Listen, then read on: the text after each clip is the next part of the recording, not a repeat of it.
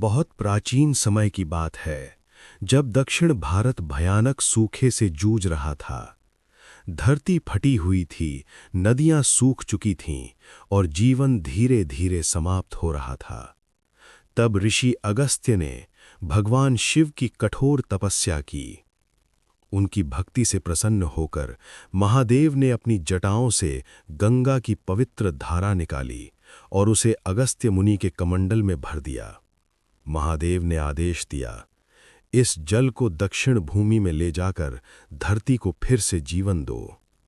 ऋषि अगस्त्य लंबी यात्रा पर निकल पड़े, लेकिन मार्ग में तेज धूप और थकान के कारण उन्होंने कमंडल को एक चट्टान पर रखा और ध्यान में लीन हो गए। पास ही ये सब गणेश जी अपने मूषक के साथ देख रहे थे। वे समझ चुके थे, यदि ऋषि ऐसे ही ध्यान में बैठे रहे तो दक्षिण की भूमि कभी जीवित नहीं हो पाएगी। तभी गणेश जी ने कौवे का रूप धारण किया और उड़कर कमंडल के पास पहुंचे। एक ही झटके में कमंडल गिर पड़ा और दिव्य जल धरती पर फैल गया। ऋषि अगस्त्य क्रोधित हो गए। वे कौवे को श्राप देने ही वाले थे कि तभी वो कौवा अपने दिव्य गणेश रूप में प्रकट हो गया।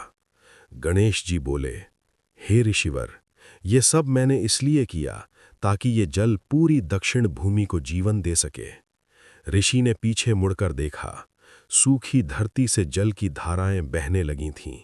मुरझाई भूमि हरी भरी होने लगी। सूखे खेतों में फिर से जीवन लौट आया और वही दिव्य जलधारा आगे चलकर पवित्र कावेरी नदी के नाम से जानी गई, जो आज भी करोड़ों लोगों के जीवन का आधार है।